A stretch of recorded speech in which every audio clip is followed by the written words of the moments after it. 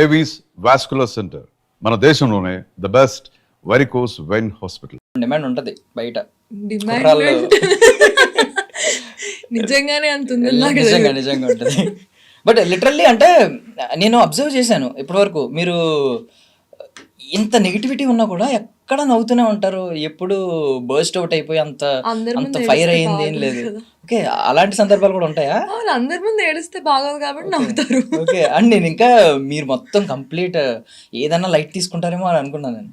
అంటే అలవాటు అయిపోయింది basically first of all. So ఆ నెగిటివిటీని తీసుకున్న లైట్లే, అనుకునే వాళ్ళు అనుకుంటారులే ఏదో ఒకటిలే అని చెప్పి వదిలేస్తా. బట్ స్టార్టింగ్ లో చాలా హర్ట్ అయ్యి ఏడ్చి అన్నీ అయిపోయిన తర్వాత ఈ రోజు ఇలా నవ్వు. సో యాక్చువల్లీ మమ్మీ నుంచి వచ్చిన క్వాలిటీస్ అనేవి అన్నీ ఇప్పుడు ఈ పాజిటివిటీ ఇదంతా ఇద్దరు మమ్మీ డాడీ. అంటే బేసికలీ అంటే మమ్మీ గురించి మాట్లాడాలంటే ఇప్పుడు ఒక సింగిల్ ఉమెన్ ఎన్ని ఇన్విజిబుల్ పోరాటాలు ఉంటాయి అనేది ఎవరికి తెలియదు. ప్రతి ఒక్కడు ఏమనుకుంటాడంటే సింగిల్ ఉమెనా, కనిపించకూడదు, బయటే కనిపించకూడదు, వీడియోలు చేయకూడదు, పోస్టుల్లో రాకూడదు, డ్రెస్సింగ్ జడ్జిమెంట్ అన్నీ ఉంటాయి.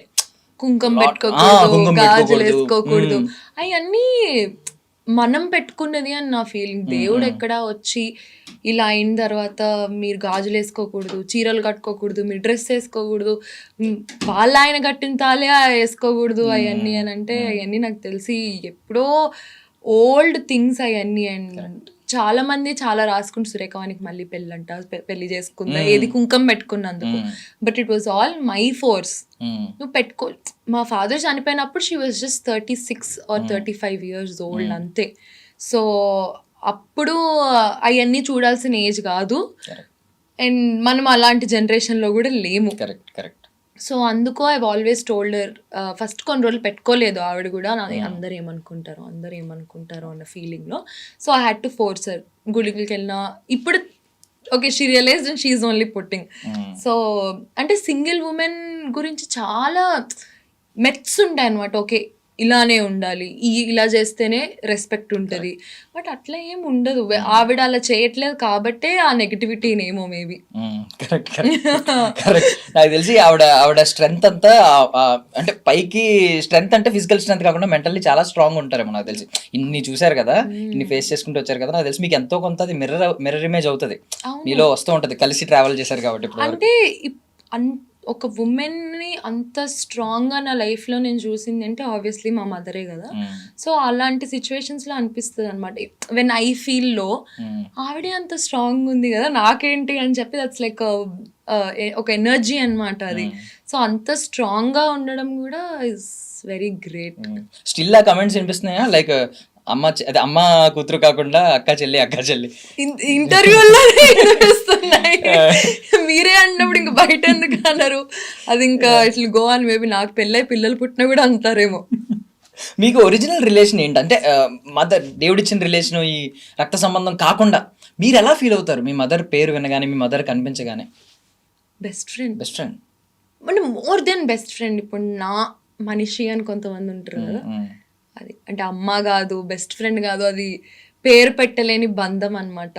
అంటే ఎవ్రీథింగ్, అంటే అన్నీ, ఇంకా నాకు అన్నీ, నేను కూర్చొని ఏడవాలన్నా, ఏదైనా ఫస్ట్ హ్యాపీ విషయం చెప్పాలన్నా, anything it's her. Okay, so actually చెప్పడం మర్చిపోయాను, అమరావతికి ఆహ్వానం అనే సినిమా ద్వారా ఇవిడ ముందు లాంచ్ అయిపోయారు. సో వచ్చేసారనమాట, వచ్చేస్తున్నారు.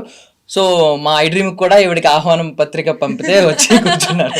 సినిమా గురించి చెప్పాలి కాబట్టి ఏ సినిమా ప్రమోషన్స్ అనేది 13th మీ అందరి ముందు ఒక రోజు ముందే వస్తున్నారు. మీ లవ్ ని ముందే చూపించేయండి, వ్యాలంటైన్స్ డే చూపించండి ప్లీజ్. ఏంటి ఆ రోజు ఏంటి హగ్ డే ఏదో ఉంటది అనుకుంటా, ప్రపోజ్ డేనా 13th అంటే ఏదో ఉండదు. మాకైతే అమరావతికి ఆహ్వానం డే. యా, బట్ ఎప్పటివరకు ఎప్పుడైనా వ్యాలంటైన్స్ డే సెలబ్రేట్ చేసుకున్నారా? మమ్మీతోనే. ఎలా ప్రపోజ్ చేస్తారు మీ మమ్మీ? ప్రపోజ్ మీన్స్ అంటే మీ లవ్ ని ఎక్స్ప్రెస్ చేయడం, ఎలా ఎక్స్ప్రెస్ చేస్తారు ఎప్పుడైనా? అలా ఏం లేదు, నార్మల్ గా ఇద్దరం ఐ లవ్ యూ చెప్పుకుంటాం అంతే.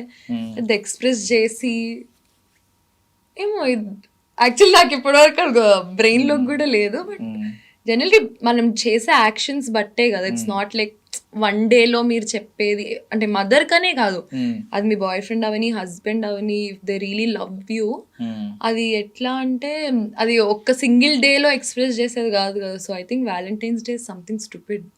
ఓకే, ఇదే మీ బిలీఫ్. ఓకే, అంతే కదా, అది ఒక్క రోజులో లవ్ అంతా సెలబ్రేట్ చేసుకుంటే మరి ఇయర్ అంతా ఎట్లా? సో నాకు ఎందుకో మీనింగ్లెస్ అనిపిస్తుంది వ్యాలంటైన్స్ డే. ఓకే, అంటే మీరు అన్నారు మోర్ దెన్ ఏ బెస్ట్ ఫ్రెండ్ అన్నారు కదా.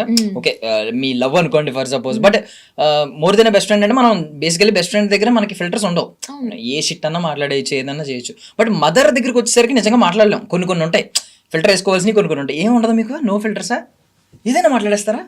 ఇప్పుడు సపోజ్ ఒక అబ్బాయి నచ్చాడు, అలా రోడ్డు మీద వెళ్తుంటారు అన్న బాగున్నాడు, ఇద్దరం కలిసి అనుకుంటాం బట్ బాగున్నాడు. If we go out somewhere and somebody is actually looking nice, అమ్మ చూడాడు బాగున్నాడు, మా అమ్మ కూడా ఇంటి చూడు బాగున్నాడు. వాట్ ఇఫ్ ఇద్దరు బాగున్నాడు అంటే ఇద్దరు బాగున్నాడు అంటే బాగున్నాడు అంతే. జస్ట్ స్టాక్ చేద్దామని సరదాగా అనుకుంటారా? కొంచెం స్టాక్ చేద్దాం, తెలియకుండా కొంచెం అబ్జర్వ్ చేద్దాం, కొంచెం ముందుకు వెళ్దాం, అక్కడ దాకా వెళ్ళి చూద్దాం. ఆ ఛాన్స్ మాకు ఈ మొహాల వల్ల దొరకలేదు. అండ్ సురేఖ వాణి కూతురు అనేది ఏమన్నా స్టార్టింగ్ లో కొంచెం ఇబ్బంది అయిందా? బికాస్ మీకు అంటూ ఒక ప్రైవేట్ లైఫ్ అనేది ఇబ్బంది ఫస్ట్ నుంచి లేదు, సో ఏమన్నా ఇబ్బంది పడ్డారు స్టార్టింగ్? అంటే ఇంటర్లో చేయాల్సినవన్నీ కురతనాల్లో చేయాల్సినవన్నీ చేసినప్పుడు గుర్తుపడతారు కదా, సురేఖవాణి కూతురు, అదిగో సురేఖవాణి కూతురు.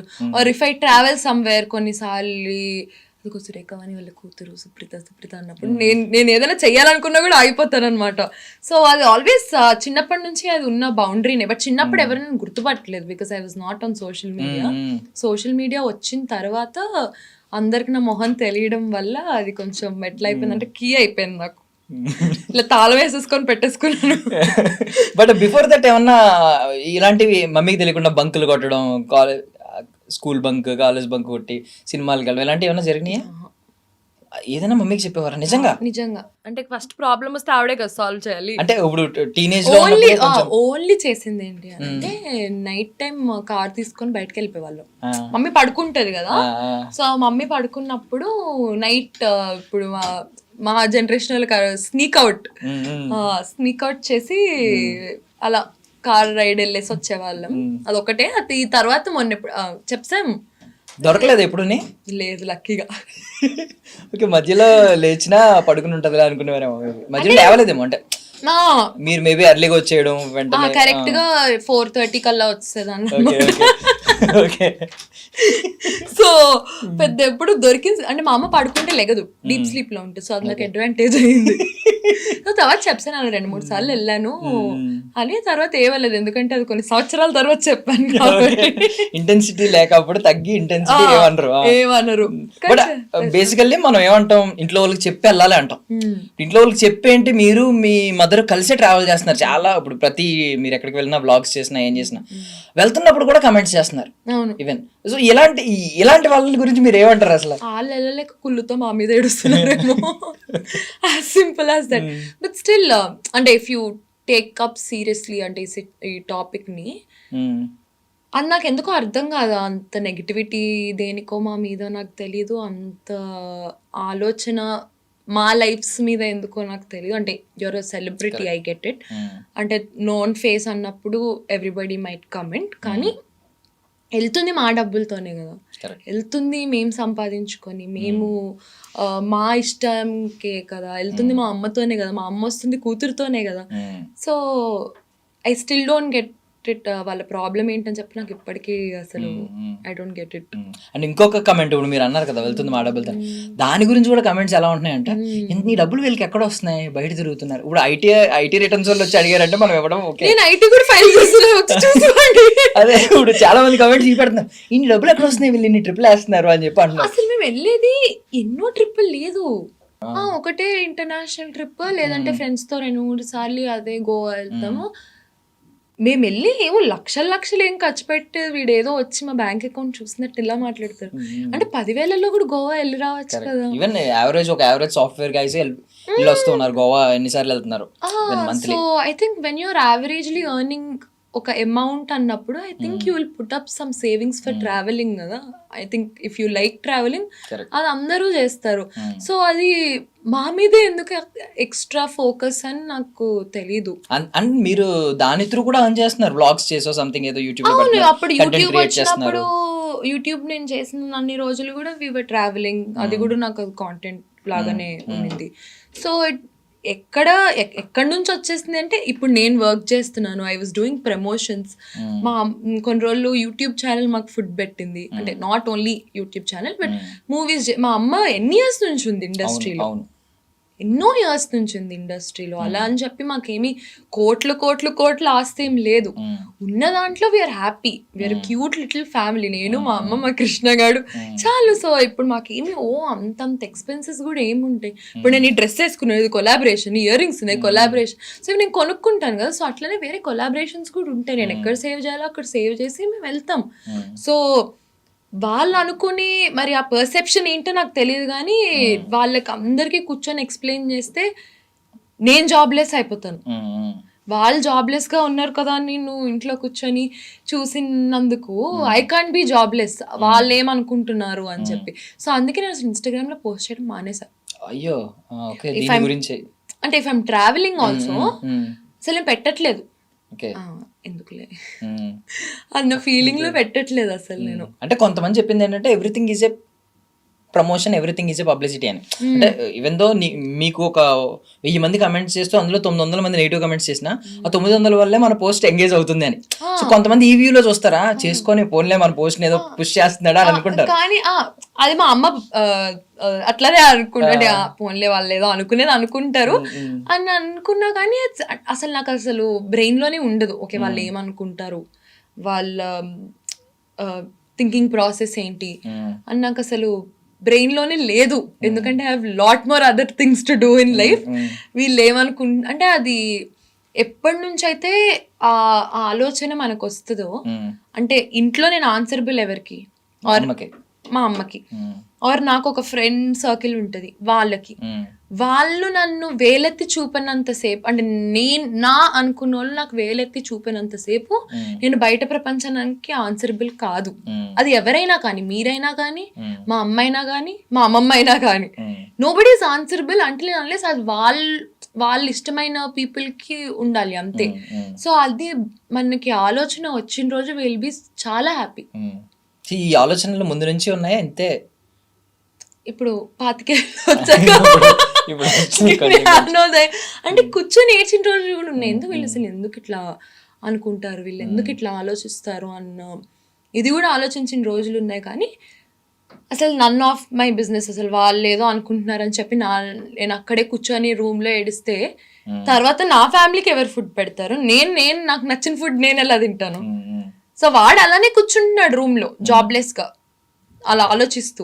నేను అలా వాళ్ళలాగా ఉండలేను కదా అని ఆ థాట్ వచ్చిన రోజు ఓకే అసలు మనకు అనవసరం ఇదంతా అని అనిపించింది. యా. అండ్ ఇప్పుడు మమ్మీ గురించి ఇందాక మీరు అన్నారు కదా, నార్మల్లీ పెళ్లి రూమర్స్ ఇలాంటివి వచ్చినప్పుడు బేసికల్లీ మీరు ఒక ఇంటర్వ్యూలో చెప్పినప్పుడు నేను విన్నాను, నాకుంది ఇంటెన్షన్ మమ్మీ కూడా పార్ట్నర్ ఉండడం లైఫ్లో. బికాస్ రేపొద్దున మీరు ఇంకో 5 years తర్వాత 10 years తర్వాత ఎప్పటికప్పుడు మీరు పెళ్లి చేసుకుంటారు. అప్పుడు ఎంతైనా ఇప్పుడు మీరున్న ఎఫెక్షన్ ఎంతో కొంత ఇంకో పర్సన్ యాడ్ అవుతారు, ఇంకొక ఫ్యామిలీ కింద డివైడ్ అవుతుంది, కొంచెం తగ్గుతుంది. అప్పుడన్నా మీకు ఈ వస్తుంది. అది ఆల్వేస్ నా బ్రెయిన్ లో ఉన్న థింగే. మొన్న కూడా మా అమ్మకి చెప్పొచ్చాను, పెళ్లి చేసేద్దాం ఈ సంవత్సరం, నెక్స్ట్ ఇయర్ అల్లుండి తీసుకోండి రా ఇంటికి. బట్ ఏమో తనకి డాడీతోనే ఆగిపోవాలి అన్న ఇంటెన్షన్ ఉంది. Because she doesn't want give that position to anyone else. అది నాకు తను చెప్పిన ఆన్సర్, ఐ రెస్పెక్ట్ ఇట్. కానీ నేను పెళ్లి చేసుకునే ముందు అయితే మా అమ్మకి పెళ్లి చేయాలి అని నాకు అది డెఫినెట్ గా ఉంది. మా మమ్మీ వాళ్ళ మావయ్యలకు కూడా చెప్పాను, they are also okay with it. But దొరకాలి కదా, it's not my choice. End of the day she has to be happy. కోరుకోవాలి, దొరకాలి, అన్ని దొరకాలి. కుదరాలి. అన్ని కుదరాలి. But if at all it happened అనుకోండి, జరిగింది అనుకోండి, మీకు ఏమన్నా కొంచెం పొసెసివ్నెస్ ఉంటుందా? అమ్మ ప్రేమ కొంచెం తగ్గిపోయింది, కొంచెం అది తగ్గదు. నా పొజిషన్ నాదే కాబట్టి అది తగ్గదు. మీ కృష్ణ గడ కొంచెం కొట్టేలేదా అటెన్షన్? మీ అటెన్షన్ కొట్టేశాడు. అది నాకు మా అమ్మకి అది ఉండే గొడవే రోజు. అసలు ఎంత కుళ్ళుబోద్దానివో, నేను థ్యాంక్ గాడ్ నేను ఇంకొకరికి కనలేదు అని అంటది. ఇదేనా అంటే ఇప్పుడు ఇంటికి వస్తున్నా కృష్ణమ్మ అనుకుంటే వెళ్తుంది, ఇక్కడ నేను ఉన్నాను అన్న ఫీలింగ్. సో కృష్ణ గారు అంటాను, నేను కదా ఫస్ట్ కూతురు నీకు, వాడి తర్వాత కదా వచ్చాడంటే, వాడి పాపం కుక్క, వాడికి నోట్లోంచి మాట రాదు. సో ఆబ్వియస్లీ వాడికి ఇంకొంచెం ఎక్స్ట్రా ప్రేమ ఇవ్వాలి, వాడు ఎట్లా చెప్తాడు అని. సో వాడి మీద నాకు చాలా ఖర్చు అనమాట. వాడు మా అమ్మ ప్రేమని కొంచెం సగం అటు తీసుకున్నాడు అని. అంటే మీ దగ్గర ఒక ఇప్పుడు అపరిచితురాల్లాగా రెండు ఉన్నాయి కదా వర్షన్స్. ఒకటి ఏంటంటే మీ మమ్మీకి మమ్మీలా ఆలోచిస్తూ ఉంటారు, ఒక్కొక్కసారి తోడు ఉండాలి, ఇంకొకరు రావాలి, ఇలా ఉండాలి అని కోరుకుంటున్నారు. ఇంకొక వైపు మీరు అలాగా కూతురు, రేపొద్దున మీకు పెళ్ళి అవుతుంది, మీది ఒక యంగర్ వర్షన్ ఉంది. సో ఈ రెండు వర్షన్స్ తీసుకుంటే సరదాగా అడుగుతున్నాను, ఎలాగో వ్యాలంటైన్ వీక్ ఉంది కాబట్టి, సో ఎలాంటి క్వాలిటీస్ ఉన్న అబ్బాయి